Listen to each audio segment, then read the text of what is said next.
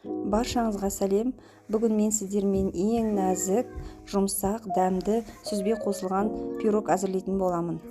Міндетті түрде дайындап көріңіздер, сіздерге ұнайды деген сенімдемін. Пирогымызға қажетті барлық ингредиенттердің мөлшерін мен видеоның төменгі жағына жазып өтемін.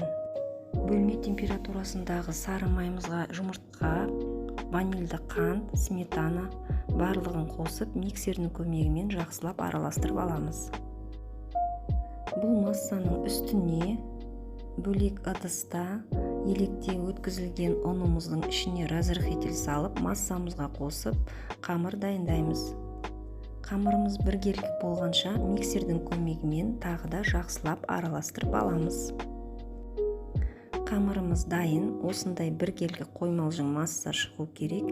Енді бөлек ыдысқа ішіне салатын салмасын дайындаймыз.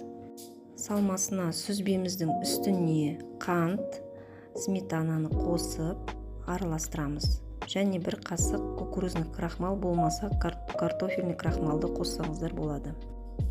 Қамырымызды пергамент төсілген формамызға салып, үстіне салмасын өздеріңіздің қалауларыңыз бойынша осылай сәндеп салып шықсаңыздар болады. Пирогымызды алдын ала қыздырылған 150 градустық пеште 45-50 минуттай пісіріп аламыз. Пирогтың дайын болғанын арнайы шпажканың көмегімен көрсеңіздер болады. Видеоны соңына дейін тамашалағандарыңызға рахмет. Сіздермен бірге болған Қарлыға ас болсын.